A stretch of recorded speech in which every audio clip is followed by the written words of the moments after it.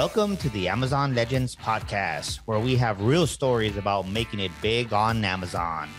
Our guests are CEOs of large companies and entrepreneurs who became powerful sellers, also experts specializing in helping sellers, and both former and current Amazon employees who will give us an insight from behind the scenes. Here's your host, Nick Urison. Welcome to another episode of Amazon Legends. My next guest today has almost 2 decades in e-commerce. That's pretty much the beginning of e-commerce. So he's been there since the beginning. And also he's a thought leader in the industry. He's the CEO of Nuanced Media and a proud father of a 3-year-old Jamirish. And he's going to tell you where that name comes from in a second. So everybody meet my guest, Ryan Flannagan. Welcome to the show, Ryan. Hey, Nick, thanks for having me. The Jamirish joke is a joke that my wife has. She's a Jamaican heritage and I'm Irish. So we call our daughter Jamirish. And actually, it's funny because her cousins are Jamirish too. I think her family has a thing for Irish guys. So that's kind of a joke that we have going around. Yeah, cool. I'm sure you're curious about how she's going to turn out when she grows up. Yeah. She's got great. She's a great kid. Love of my life, other than my wife and my family, of course, but very proud of her. Yeah. So, Ryan, you deal with Amazon sellers. So give us your winning strategy when you take on a new client. What are some things that you're doing so that way sellers can understand the secret of success? Yeah, so it really depends on where you and your brand is, right? And you can't treat each brand the exact same way. A new seller that's never sold anything is kind of a different area than an established seller that's been doing this for years. But the thing that you really want to look at, if you're an established seller, for example, let's say you have 100 reviews, you're making 30,000 plus a month on a listing. In that case, then we really start talking about growth-driven advertising. And growth-driven advertising goes above and beyond where normal Amazon advertising has been for quite a while. When you look at the Amazon market's been growing year over year, 100, 200%, and now it's kind of stabilizing a little bit more. So because of that, particularly with our hero listings, we have to be a little bit more effective with what we're doing, and this is where growth-driven advertising comes in. And growth-driven advertising isn't just doing advertising on the website or on the listing, I should say, but also improving the listing based on data, doing split testing, measuring against segments and things like that. So that's kind of a quick overview of what growth-driven advertising is. If you'd like, Nick, I can go more into depth to that, but essentially, long story short, is Amazon's getting more competitive, and because it's getting more competitive, we have to get more engaged on our side and change our standard for how we run advertising on Amazon and do it better than the rest to maintain and even grow your competitive advantage. So at the beginning, you very quickly kind of passed over one very important fact that if they are doing 30,000 or so per listing in a month, then we do this. So let's now split that into 2 different types of sellers. So let's say somebody new that has, they did their homework, they picked a good product, a nice niche, not so much competition, but they are not yet, they don't have anything. They're just about to open their seller account. Right. So yeah. What is the best way to handle that type of customer? Yeah, so the first level is to get to what we like to call as retail ready, right? That's having an optimized listing with good keywords, good content, A+ content, brand registry with that, good photos, and user-generated content video. We help our clients create all those things, but there's also resources outside online that you can figure out to do those things. So that's kind of the first step, is to be retail ready from that, because that's very controllable. The things that we can't really control are how many reviews you have, right? So the next part of that is, once you have your listing up and optimized and looking really good, then is to get reviews. We typically recommend on that level, at the bare minimum, you submit to Vine. If you have brand registry and you're fulfilling on Amazon FBA, that can get you up to 30 reviews. Before you have that kind of at least 15 to 30 reviews, your advertising on the platform should be pretty limited. And to be honest, any data that you get from those early stages is going to be skewed anyway. Because you could say, hey, red car is never going to convert for me, red toy car. But the reason that red toy car is never going to convert for you when you're selling a red toy car is because you have no reviews. No one trusts you. So you have to kind of get up at least a minimum viable amount of reviews on there to be ready. At that level, once you're at those that level, kind of what we call retail ready, which is at least 15 reviews, that can vary per category, and the listing's looking good. Then we do some competitor conquesting, target out users, target out keywords in Spanish. Honestly, a lot of people aren't targeting out Spanish keywords. Target out the newcomer listings for people who are new to Amazon and they're just there because they're up there, and we typically can target out those competitors and steal some of their sales because they don't have reviews yet. And we kind of go through the low-hanging fruit of pay-per-click targeting those to as well as review augmentation, which we're doing by requesting reviews when people purchase and doing those things until you kind of hit the next threshold and you've ramped. Now, this phase, which I kind of call the retail ready phase, or phase one of your listing, could be pretty expensive. You're not really looking for return on investment on that. Your A costs are going to be high. Your tacos can be as high as about 100%. Just for the audience, I know a lot of people are here at Amazon sellers, but tacos are total advertising cost of sales. So I spend $1 on advertising. I sell one product for a $1, not attributed to Amazon advertising or attributed to advertising, and that would be 100% tacos, right? So you're really kind of looking at that top line.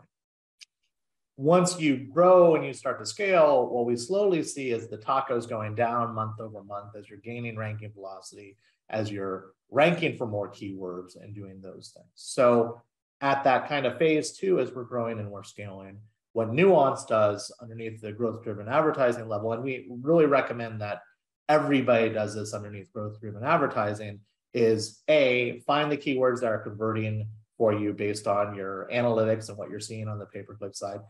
Integrate those into the listing. Integrate those into the copy, because then you have a better chance to rank.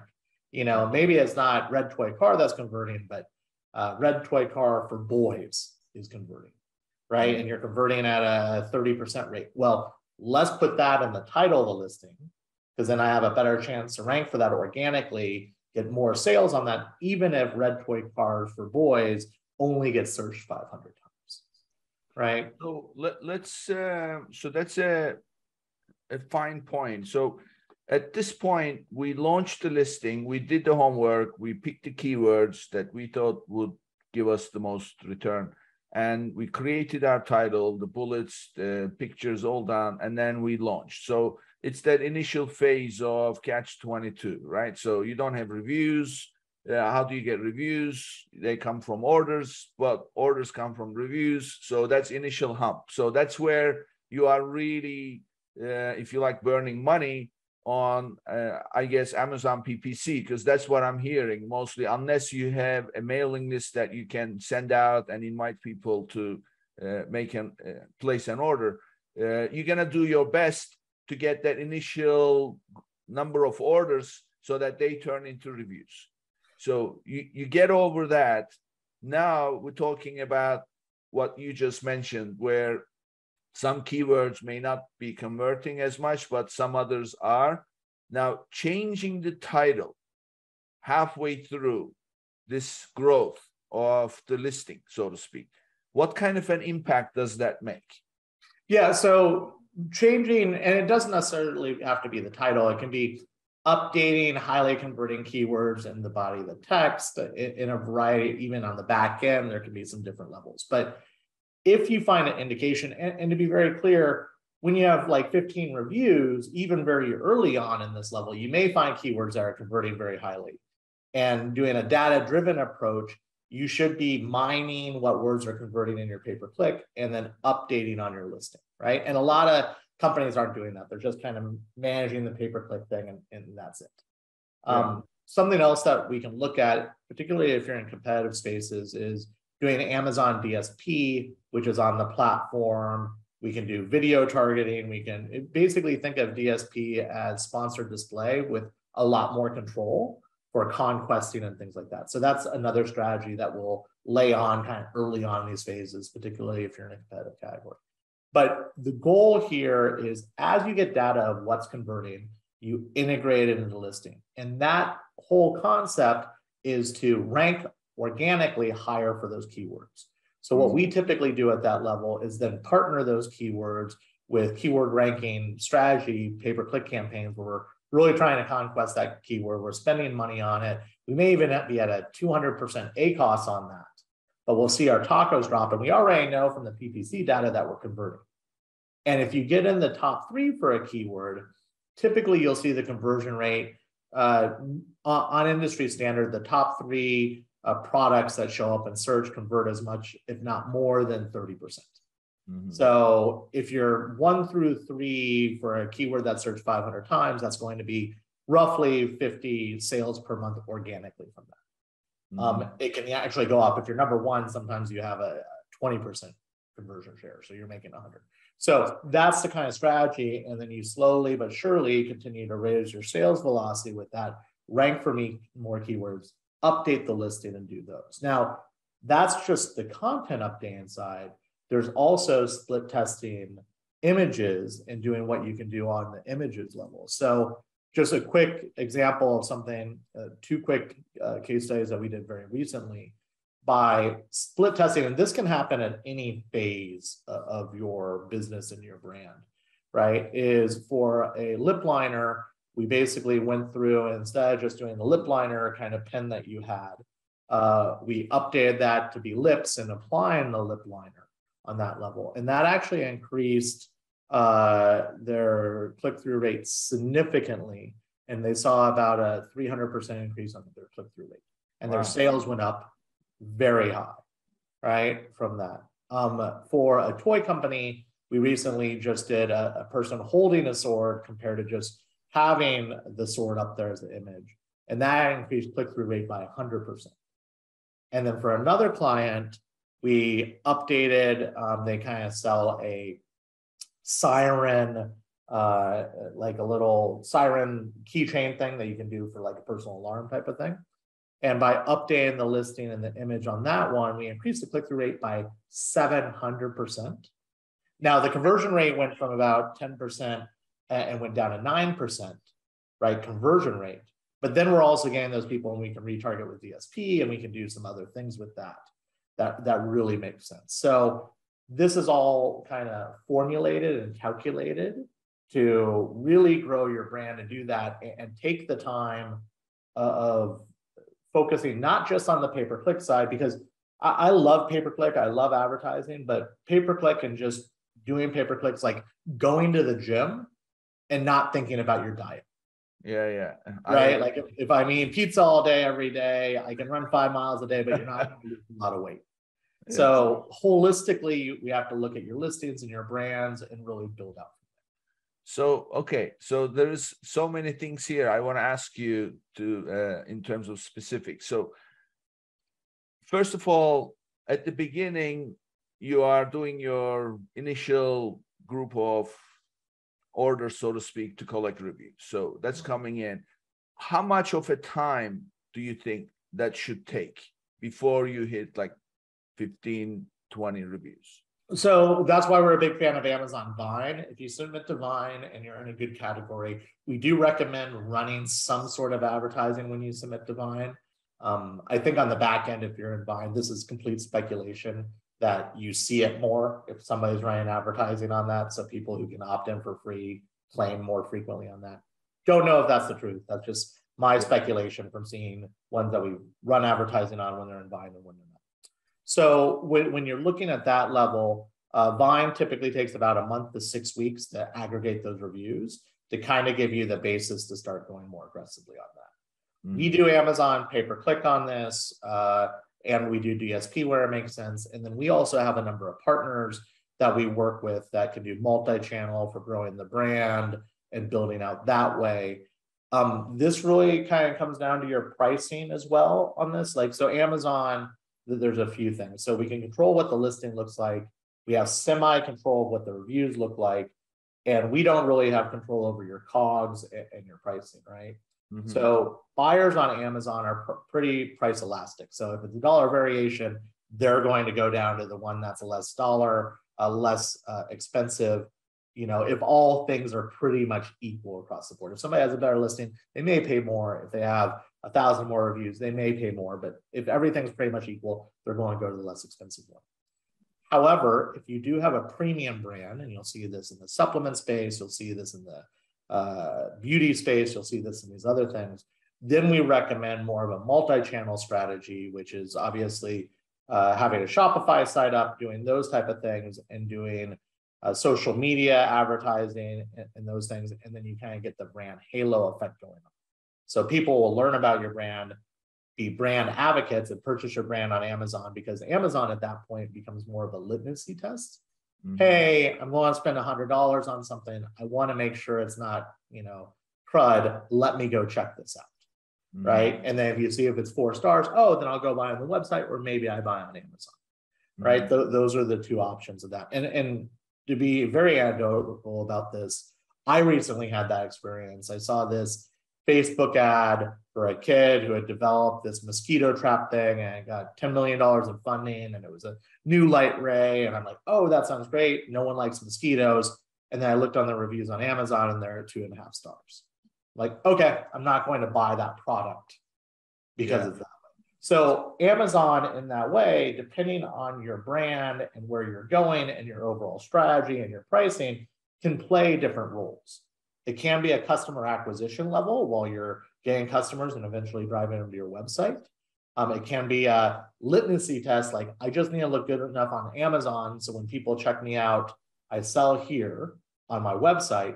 Or quite frankly, we work with a number of established brands that you can just take them to the moon if they have a good brand recognition, and you apply the growth-driven advertising metrics to their existing brand that's already getting a ton of brand search on the platform. Okay. So at the end of the day, when you launch the listing, you have to give it about six to 8 weeks to gather up the reviews before you can do more with it. Right. So in other words, don't play around too much. Don't change too many things. Just focus on getting as many orders as possible that will get you those reviews in that first 2 months. And stay within TOS as much as possible with that. Like, yeah, don't poke the bear, right? yeah. Don't be calling your friends and asking them to do it. By the way, I get this question. People say, well, why can't we offer like a $10 gift card for a review? I said, no, you can't do that. You will risk it. But I see other people doing it. And I say, you heard the joke about parking the car, and asking the cop, can you park? It's illegal spot. And he'll tell you no. And then you tell him, but what about all these cars? And then you'll say, well, they never asked me. Right? That's So, great. don't look at others doing the bad thing. Okay. So the key takeaway from this conversation, really, do your homework, launch your listing after doing thorough homework with good content, A+ content. Pictures are key. And I'll ask you about your case study pictures a little bit in a second. And then once you launch it, just do your best running PPC. Don't look at ROI. You're not going to get ROI on your PPC. And use your followers, drive traffic to your listing so that you can drum up as many of the orders you can from that, specific to the keywords that you want to target. Because that's also important, because you want to dominate a few keywords in that process, ideally. And then once you've got the reviews, now you can step back and say, okay, what are we doing and what are we doing next, right? Correct. That is correct. Okay. All right. So now comes the tweaking part. So you mentioned a few things. You mentioned about look at what keywords are converting. Tell us where we can see that information. And I'm assuming you are referring to the PPC campaign. Yep. Yeah, so organic will not give you any of that information, right? So you can't see on your organic side like what's converting or whatnot. But you can find on the pay-per-click side in the console, particularly it's a little bit easier if you kind of export them to Excel and things like that, you can basically look at the back end and find out for which campaign, you know, and which keywords are converting for which product and such, right? Now, the important thing to look at that is, you know, we have a rule of thumb, and this can vary by category and things like that, that you don't want to make any assumptions about conversion until a keyword has had at least, you know, 20 clicks, right? So like sometimes you'll have something that clicks once and they convert, you're like, oh, 100% conversion, bake it and run, right? Well, that's not always going to be the case, right? So you want at least 20 clicks to have the data set that you need. And then once you have the data set, you can look at the conversion rates from that. Sometimes you can go over the 20 clicks. Sometimes you're doing data mining. Sometimes you're doing those type of things. But as you find winners that convert, you go maybe from more of a broad match to a phrase match to a manual match on that. And you kind of take it down so you're always running in pay-per-click and advertising on those levels. But as soon as you get down to the manual level and you identify that this is converting all the time for this, at that point is the time to start updating the listing with the copy and the keywords, because you know you're converting on pay-per-click, so you're probably going to convert on organic on that same rate, and then that's where you found kind of the golden goose, if you will. Okay, so you're right about tracking the sales per keyword. That's not available. Amazon does not make that data available on organic traffic. But on paid, on Amazon PPC campaigns, you can get those. So your advice is make sure that the keywords that are tracking, that are converting, will get 20 clicks or more before you conclude this is a good keyword for me. Right. And then continue to test, right? Like that. Yeah, absolutely. Yeah. So one thing that Amazon, we're recording this at the end of September 2022. Amazon, about 4 weeks ago, I guess, now makes available the click-through data on organic keywords.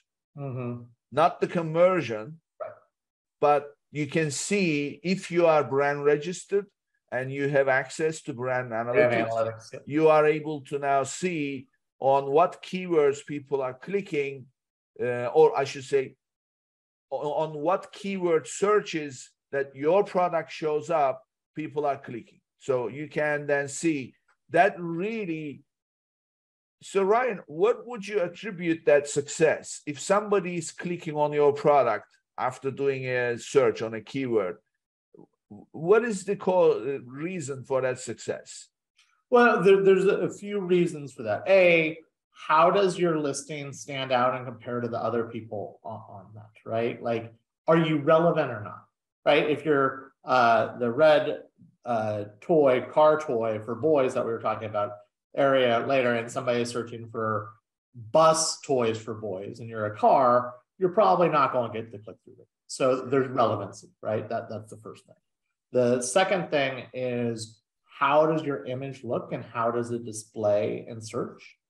And then the third and the fourth element would be is the number of reviews. The more reviews, the more somebody's going to go in there and click in that. And then the fourth element on that would be your pricing as well.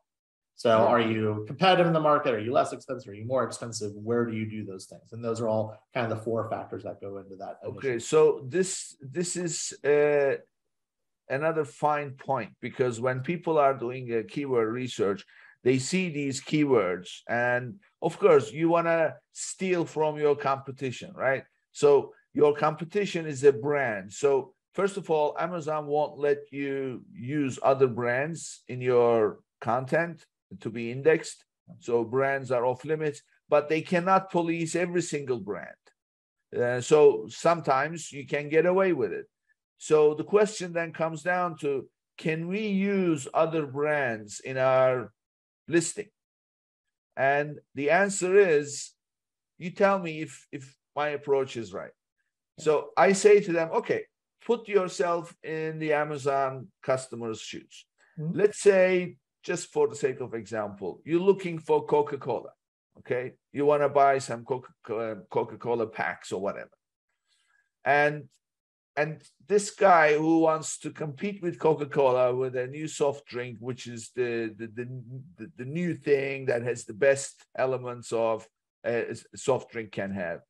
And he manages to index Coca-Cola. So now someone who searched Coca-Cola, even if you show up right next to Coca-Cola, are they going to click on you? No. No. I mean, the only time that works is if you're a substitute. Like, let's say in the Coca-Cola example, if you're RC and you're half the price of Coca-Cola, they may go, hey, what does RC look like compared to Coca-Cola, right? The other option in that is if Coca-Cola is not on Amazon.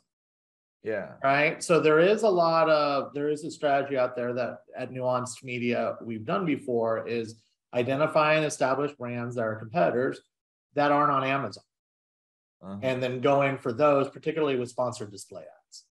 Yeah, right? And of course, if they are not on Amazon, then Amazon won't let you, won't bother. They won't be bothered with you using the indexing. Right. So, and typically you have to put that on the back end, do Now, there is something else. Tell me if this is accurate.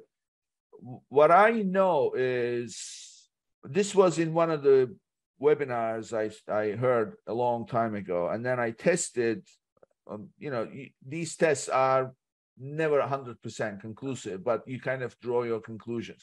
So let's say that you have not used any of these famous brands in your content, and as yet your product came up in the search when other people search those brands. So if Amazon customers search a brand and you show up in that search result and you end up closing the deal, in other words, they buy your product after searching those brands, Amazon will automatically index you for that brand. Yeah. Well, the golden rule with Amazon is Amazon makes a commission, a referral fee every time you make a sale.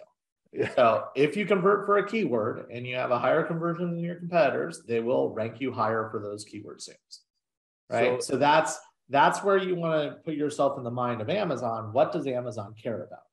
Right. And it's really not necessarily, I mean, click-through rate is a good indicator, right? But if you drive out, and this is the issue we've seen with some off-site tactics, right? Like you drive 100,000 people to the listing and 5 people buy, well, then your conversion rate doesn't look very good. Sure. Right. And Amazon goes, hey, like we're getting the click-through, but no one's buying. And since we're looking at the full funnel, then, let's not rank this one.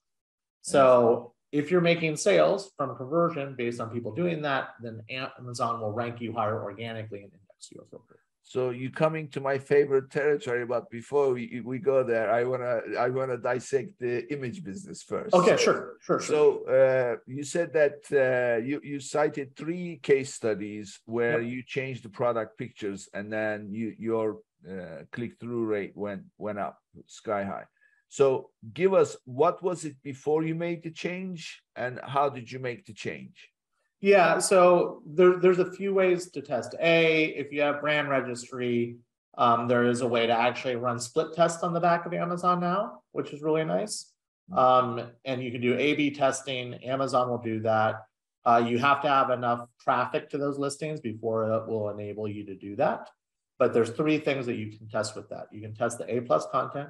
You can test the title of the listing. And that's something we should have mentioned earlier with the click-through rate.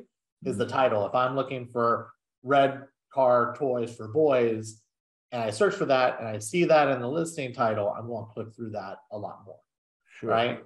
And then the third thing with that is you can test the image, the main image that you have with that. Right. So in this case, we're going to talk about the main image of the listing. So Amazon has traditionally only enabled brands to kind of have the product and a white background and all the kind of terms of service.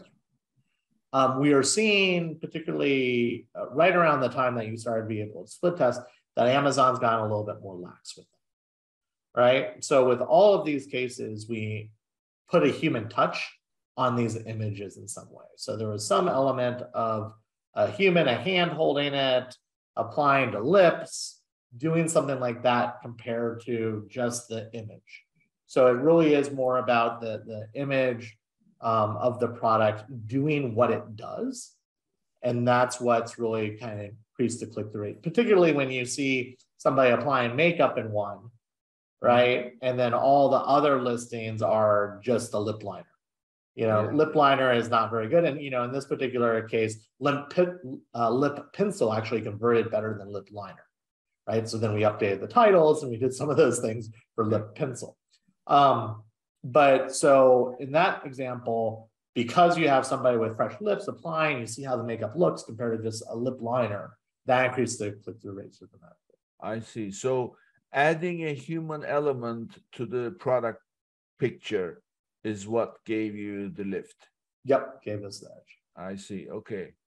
And I heard you mention on another one, somebody actually holding the item. What was that? Was a sword? That was a toy sword.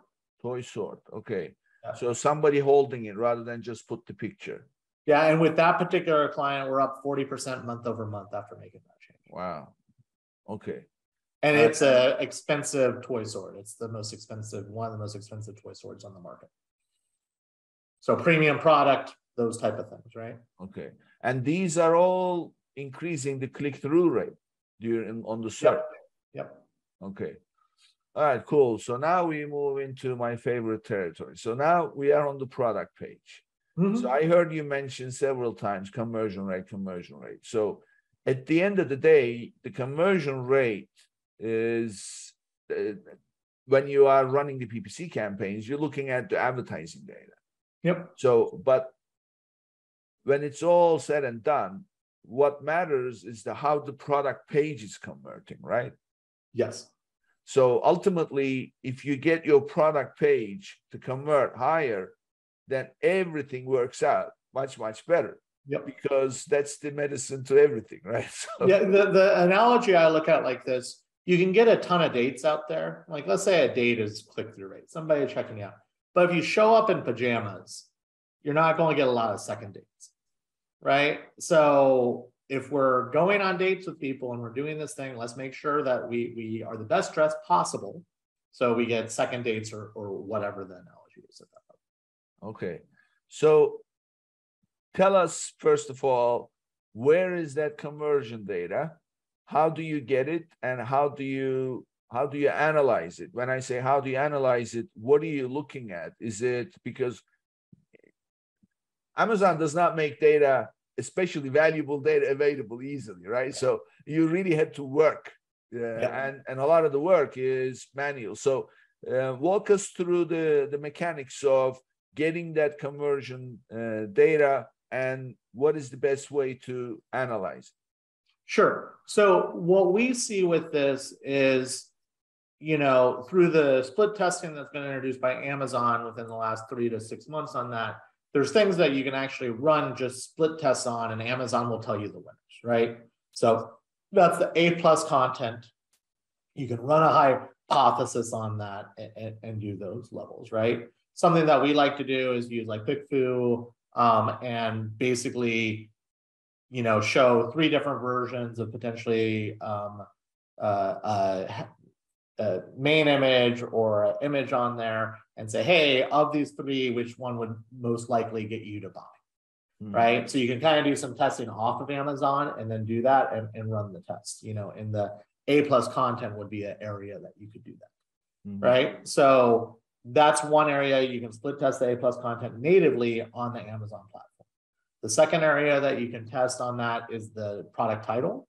We typically recommend doing that with the highest converting keyword that has the best organic rank on that to interject those levels. And then you can test on the main image as well. So that's the split testing that enables you with that. The other things that you can do for testing is use third-party services for surveying and just ask people, ask 100 people between these 2 images, what would make you more likely to buy on that? But that's pretty high level stuff. We rarely execute that because you can kind of get in and do the data yourself. But we do recommend doing those higher level tests when it makes sense. You're at that, the listing's making over 30,000 a month. there's a whole nother program once you get to that and you have a hero product, because that's really about conquesting and then protecting your brand on those levels. Mm-hmm. So as far as the conversion data though, so when somebody lands on the page, because ultimately what we're trying to do is you get your reviews, you get your content optimized, you increase your click-through rate, they all land on the product page. Yep. And you want them to click add to cart and buy the product. That's the goal. So that is the conversion rate that we are talking about, right? So you bring X number of people to the product page, how many of them end up buying? And that's where the product picture is key, the A+ content is key, and the bullets are key. So those three things. And the brand story that we're seeing now for cross-sell and upsell, that's another element. And you should really think about revising your A+ content, because typically A+ content has a About Us section. But if you've implemented the brand story, then you want to redo the A+ content to be more product featured oriented, because you only have limited modules in the A+ content for things. So there's just a lot to test. But the one thing that I always kind of see problematic is that people think that they need to do all this when they're listing selling $200 a month, right? And it's really, you don't need to do this level of split testing until it's worth the investment, because it is an investment. If you're doing it yourself, that's a different thing. But if you're working with a third-party provider or anything like that, it's an investment to do all this, and it's a lot of time and a lot of money. So you really have to assess kind of like where you are on that wave before you do it. So I wouldn't typically recommend doing all the split testing and those things until you know that you have a product family that's doing really well, until you kind of got in the data to do it and you're really trying to take it to the next level. So you really need to have an established baseline performance level before you get into testing. So that baseline performance level, so just like driving a car, right? So you're looking at your speed. So in your dashboard. So during that initial phase where you're working towards establishing that baseline performance level, what is the metric you are looking at? Yeah, I'm looking for, again, it's kind of the retail ready level. So that's the number of reviews. All reviews always have to be above 4 stars, or it's going to, if your product isn't a good product, you're going to have issues. That's the first thing. So we will do like main image testing below 100 reviews, but we won't really do A+ testing or some of those things until you're at 100 reviews plus on those levels. And we're pretty limited on the A+ testing for that level anyway, just because there's typically lower hanging fruit. The data injection for keyword ranking, we will do when it's below 100 reviews. But for example, changing a main image is significantly easier than redoing all your A+ content, right? And testing on those levels. So we wouldn't recommend doing the A+ content until you're at least 100 reviews plus and you're kind of competitive in your market, or you're making 30,000 on that product family, that type of level on those sides. You know, that's. So when you are doing these tests, what is the number that you're watching in terms of whether it has worked or not? Basically, so if you do it on the back end of Amazon to make your life easy, right? The conversion, so keyword conversion and optimization, you're tracking the keywords. Are we ranking higher for keywords? What's going on? That's the metric you're looking at. Okay, so that's one. Yeah, on the main image has increased click-through rate happening. Click-through rate. Yeah. On the title level, you look at the back and on the A+ content, it basically gives you increased click-through rate and other data on that on the back end of Amazon. So you basically run those tests, and Amazon will actually spew out what was the winner and what was the loser in the performance. So you are checking which keywords are converting at what rate as you are doing the test. So if, for example, you had 10 keywords and they were converting at 2%, and then you've done this A/B testing, you tried. Well, it's really the conversion rate globally compared to the keywords itself. Okay, so the keywords are rank specific. Yeah. So conversion data for the whole platform. So your ultimate indicator is the conversion rate on the product page. Yeah, do sales go up? Right? Okay, well, That's what I was. Yeah, that makes it. Well, I mean, I wish it was that simple. It's just kind of a phase. Yeah, of course. So the ultimate metric is the conversion rate. So now share with us how you analyze it. What do you look? First of all, where do you get the conversion rate on the product, and how do you use it? How do you analyze it? What are you looking at? So there's two areas that you can get conversion rate. You can run a formula on the organic side that's just kind of your conversion rate and what you have on the listings as well, right? And then you can also look at the pay-per-click side to look at conversion rate based on your pay-per-click campaigns. Okay. So there's two different areas on that, but Amazon will report on the conversion rate, right? And those type of things too. The other thing that I'd really like to allude to here is the next level when you get to that product family that's doing 30,000 more is doing segment tracking as well, right? So the thing that's really changed with Amazon is year over year, we've had exponential growth on this. But one thing that we do on Nuanced Media when we call it a hero product family, and we're really implementing growth-driven advertising, is we'll set up segment tracking for your segment, right? And your segment is roughly 100 ASINs that are very similar to you in price point, category, all those type of things, kind of the best sellers on the network. We'll typically say has at least 50 reviews, is making over 1,000 a month, and you kind of do that to find out how is the segment performing, right? So the reason that that's a key indicator is you could be 20% up month over month and be like, hey, we're killing it. High fives around the room, we're doing great. But then you look at the segment and that segment's up 50% month over month, right? And you're actually losing 30% market share because you're not tracking. Yeah. The other side.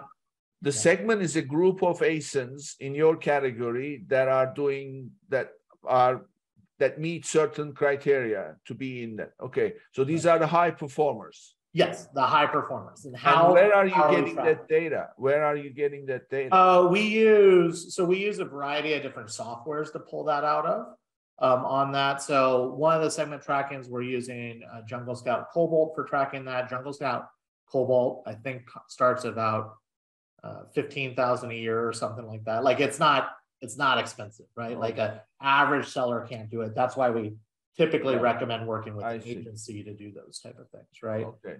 But with that side of things, we do that tracking because Amazon has been so varied over the last year compared to 3 years ago when everything was going up and everybody looked good. Right?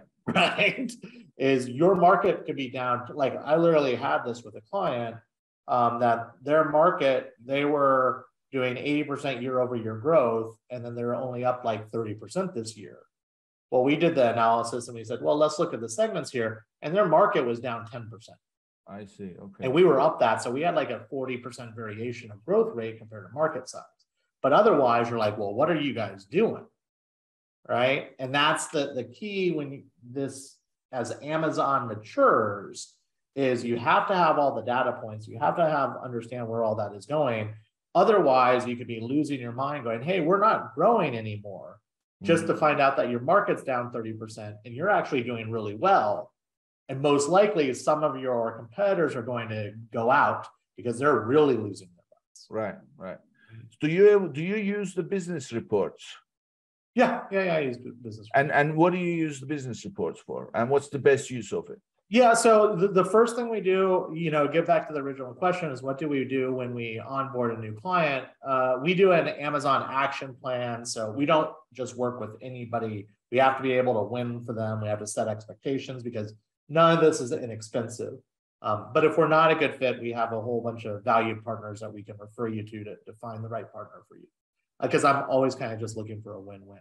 But the first thing that we do during this analysis is really kind of look at we like to work closest to the wallet out.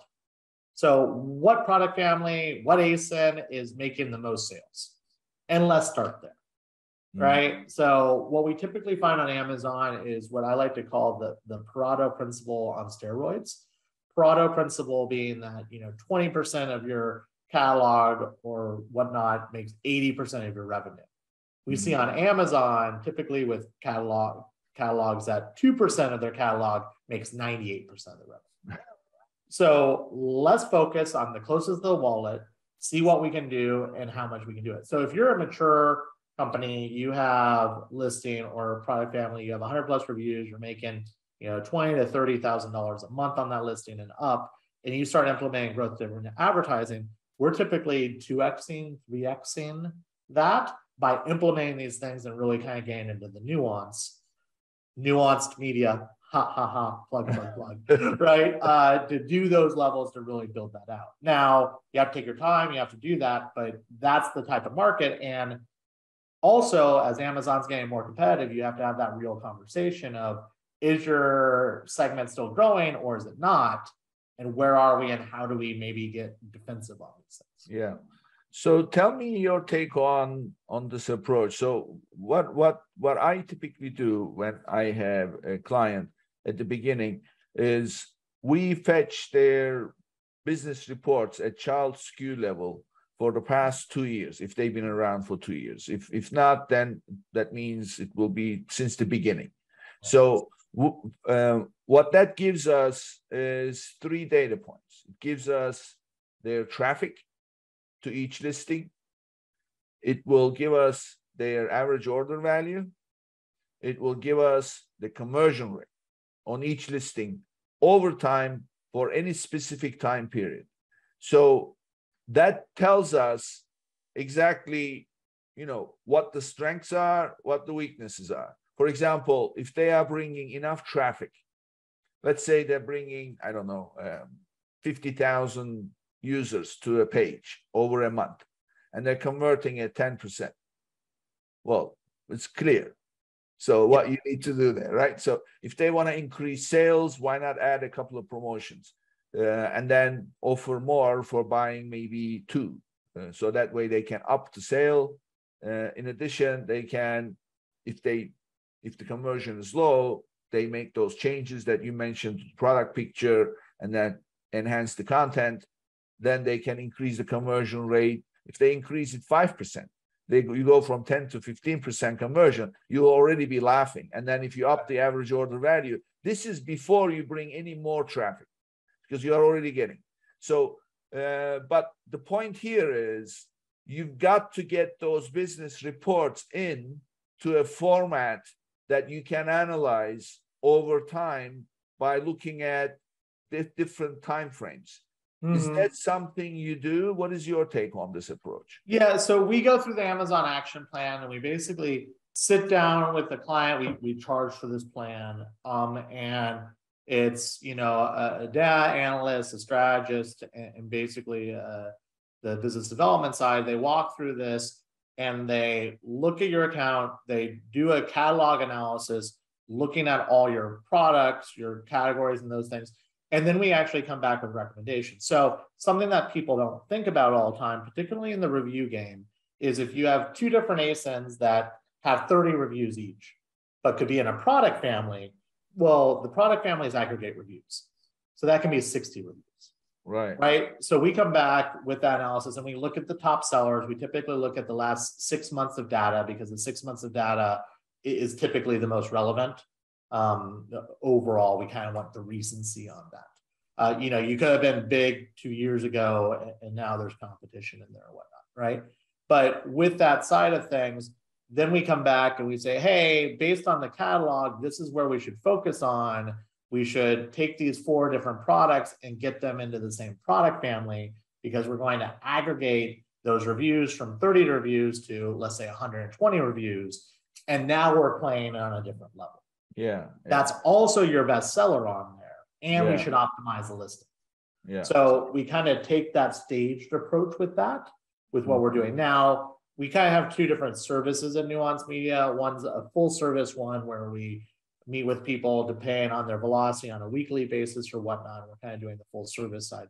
The other one's the growth-driven advertising, which is very similar to a lot of other agencies that just kind of run pay-per-click, where we run the pay-per-click, we come with the stuff, and then we're like, hey, we need a new image from you. Please give us a new image, or we need A+, or we could do that for additional charge.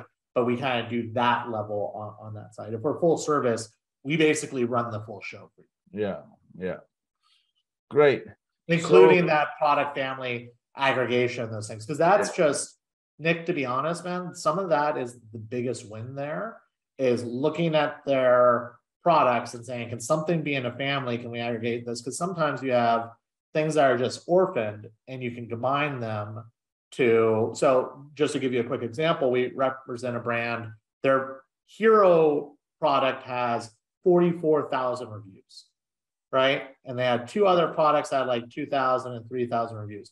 We aggregated those all. So now all those products look like they have close to 50,000 reviews. sure. And like all those two other products that we just put in there are skyrocketing in sales. Yeah. Yeah. That's something that I always recommend. It's, if you haven't already started with what you call a product family, where you have parent and you have multiple child SKUs under it, at some point you want to consolidate them, put under one parent, and then every single one, whatever reviews you have, it will all get consolidated. Right. That takes a little bit of a seller support interaction, which can be That's why that's like underneath the full service model, because Amazon, and I'm presuming everybody listening to this is on Amazon in some fashion, but is super fun to work with. Just no sarcasm whatsoever, right? Yeah, Something that absolutely. seems like it should take 3 minutes takes 3 days, right? Like that's the type. Right. So Ryan, we can talk about this, for hours, and we haven't even scratched the surface yet. We just talk about the listing, but we're not going to go on and on. It will get boring. So I want to learn a little bit about you. Tell us about yourself. Where do you live? And give us a little bit about your passions. What do you like doing outside work? Sure. So I'm based out of Arizona. I'm in Tucson. Nuanced has people throughout the United States and overseas and all that, where we work with a lot of brands globally as well. But I'm based in Tucson, and I'm pretty passionate about Spanish culture in general. I lived in Spain for 2 years right after undergrad. And then we recently just got back from a trip to Mexico for 2 weeks, Guadalajara, San Miguel de Allende, Merida, a few different areas that way. So, we really enjoy traveling and getting out. My Jamairish daughter that we talked about earlier, she's actually in a bilingual school right now. So she's 3 and already learning Spanish. But one of the things that really kind of captivates me is with everybody working remote, like we don't have a main office anymore. Well, we do through December when the lease finally expires. But basically when COVID hit, we went all virtual, right, as a company. So one of the things that I really like to look at is how is globalization affecting everything? And what does this look like from a remote level? So that ties in really well with my love for Spanish and Mexican culture and Latin culture and all these things is, you can go down there and work for a year or 3 years or whatnot. And we enable our employees to go basically have independence as long as they're logging in the hours, our company hours, and kind of flexible work hours around those things to live wherever you want. So those two things really tie in together. So I think it's really compelling. You also speak the language, of course, right? Sí. Yeah. Well, my father used to say that every language you learn is a window opening to the world. Most definitely. So where do you think that comes from, Ryan? Where did you get that passion for? Well, growing up in Arizona, very large Hispanic culture here. We're about 100 kilometers from Mexico, and I didn't start learning Spanish until I was post undergrad. So I was in my early 20s when I did. So I think I'll always have a very strong accent in Spanish, which is unfortunate, but it's the truth. That's why I don't want my daughter to have one.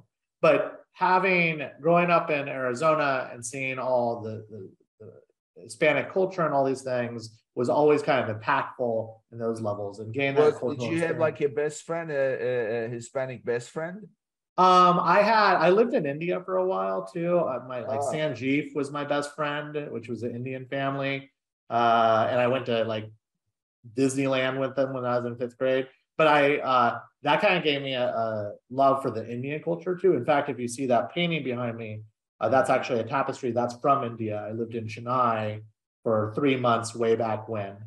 But it's kind of that world travel, that cultural level, experiencing new cultures. I'm picking up this passion for traveling. Yeah. Well, it's also cultural experience too, right? Yeah. Like, so travel first, or your passion for different cultural experiences? Cultural experiences. I prefer to live somewhere compared to visit. Like on vacation, you're there, you're kind of doing all the things compared to, my favorite time at a restaurant is probably the third time I've gone there and I've experienced the menu. I really know what my favorite thing is. Yeah. You can never do that on vacation. You find one great place, I so identify with this because, I don't know where this came from, but whenever, and I travel, my passion is scuba diving. So I go all over the place. So, I'm PADI certified too. So really? Oh, yeah. We should go diving together. Yeah. That'd be great. Not much diving in Arizona, but I'm sure we'll find a place. So whenever I went around the world, people would go, sightseeing, see the sights, anything new. I would have no interest. I would sit, and you know what I would do? Sit with the local guys and watch TV without understanding language. And they would say to me, "What are you doing?" I would say, when I'm in a different country, I'd like to spend my time just like the locals. Yep. Have that local experience. It doesn't matter whether I understand what's on TV or not. It's how they are interacting between each other based on what's on TV, and I become part of it. That's really what appealed to me the most. So I guess that's the culture aspect of it, right? Yeah, most definitely. And that's why it's living somewhere. Like I lived in Spain for 2 years. I've lived in India for a period of time. And it's always fun living somewhere because you get to meet locals, you get to make friends. Most cultures are very, very, very friendly too. But is that because, going way back to your childhood, this interest in other cultures, is that part of the Arizona experience, or your family, your parents brought you up? So Arizona in general, so I lived in the Midwest for a while, and the Midwest, while having a good amount of culture, like it's predominantly Anglo, right? It's like 95% Anglo, right? But growing up in Arizona, you have a large Hispanic culture, you have a good sized Indian culture, you have kind of some other levels in that. Like in my next door neighbor growing up was Polish. His mom was straight from Poland, right? But you get a little bit more of a cultural mix, right? And then my mother actually traveled through Pakistan and India in the 70s and those things. So I think it's a combination of all those things, but there's nothing better out there than meeting new people, enjoying new cultures, living new ways of life. And I think it's somewhat arrogant to think that we know it all here in the United States to kind of seeing different mechanisms. Now, I'm Flanagan's the last name, which is Irish, but I'm also kind of Germanic heritage. So I'm a real on time type of person, and my wife's Jamaican. So she's kind of like, the slower level on those things. So it does kill me in other cultures when things aren't on time, but you just have to learn to take a step back and breathe and, just kind of walk through it. So what I'm hearing in the end is really Arizona did this for you. I mean, that diversity where you grew up, you kind of became, it became almost second nature to you to be interested in. Yeah, I would assess that. Plus in my early 20s, traveling and living in a few different places overall. Yeah. America, unfortunately, it's hard to get out, right? And if you're in Europe, you're going on vacation. If you're in the UK, you're going on vacation in Spain, when you're 6, right? So it's really easy to get that kind of other cultural thing, see other people speaking other languages. In America, you just don't really see it unless you're more in the southern Arizona, and then you see a lot more Spanish. Well, there is this crazy number I read somewhere, 30+% of Americans have passports. So it's look, listen, there are, I bet you, I know you love the culture of other countries, and you love living outside, but when you come back home, how do you feel? Well, it depends now because I have a family. it's nice. Anytime you get back into your habits, it's nice because you're kind of there's safety in habits, right? But I also think there's an opportunity to form habits in new countries too. That's why you have to go live there, because things become habitual compared to on vacation when you're kind of in this consistent state of unrest. Yeah. I mean, it's what you said. It's nice when you come back. It's nice. It's the familiar territory. It's safe, right? So, and also, it's one thing to be visiting other places, even living temporarily, because at the end of the day, you're American, and you have your base of operations as far as rights and laws and how they apply. Here you have an understanding, and when you go somewhere else, it's different. I had actually another guest on the show. He lived in Russia for 30 plus years. Wow. And he came back right after the conflict in Ukraine started, and his wife is Russian, and he became so proud of America and being American, and he actually made it part of his center point of his brand. So it's interesting. It's how these experiences play out. Most definitely. So I'm gonna make a guess, but this embracing of other cultures, I'm sure it's something that you apply in your company as well, right? So most definitely.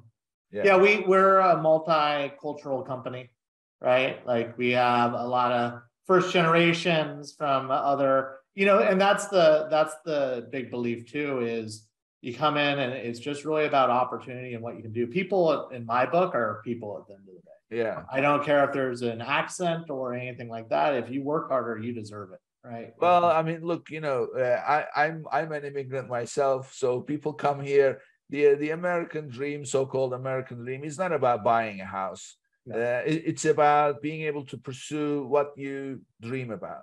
And that is something that America has above a lot of other countries. And what I appreciated at the beginning when I came here, I came here as a CEO of an internet startup. So I was not like somebody with $50 in my pocket. I'm not going to say that. But the point is how I was embraced with what I wanted to do in this country.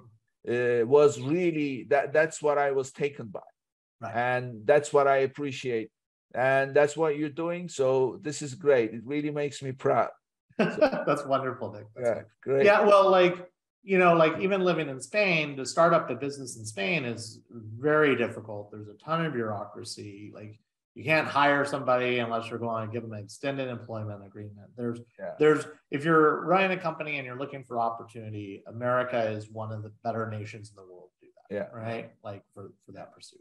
So this was great, Ryan. So give us your contact information. How can people reach you? Sure. Well, you can go to nuancedmedia.com. We actually have a 2022 Amazon strategy guide. If you are interested in some of the points we talked about, it's about a 13-page guide, kind of walks through the state of Amazon, the growth, and all those things. You can download that directly off the website. So nuancedmedia.com. I'm on LinkedIn as well, at Ryan Flannagan, on that, Twitter at Ryan Flannagan, and you can find me on Facebook as well. Great. Thank you, Ryan. This was great. I enjoyed our conversation, and thank you for being here. I had a wonderful time, Nick. Thank you so much. Thank you. And this brings us to the end of another episode, and I'll see you on the next one. Thank you for tuning in to today's episode. Be sure and subscribe, rate, and review our show. And be sure and share an episode with a friend. And thank you so much for being with us today. We'll see you next week here on Amazon Legends.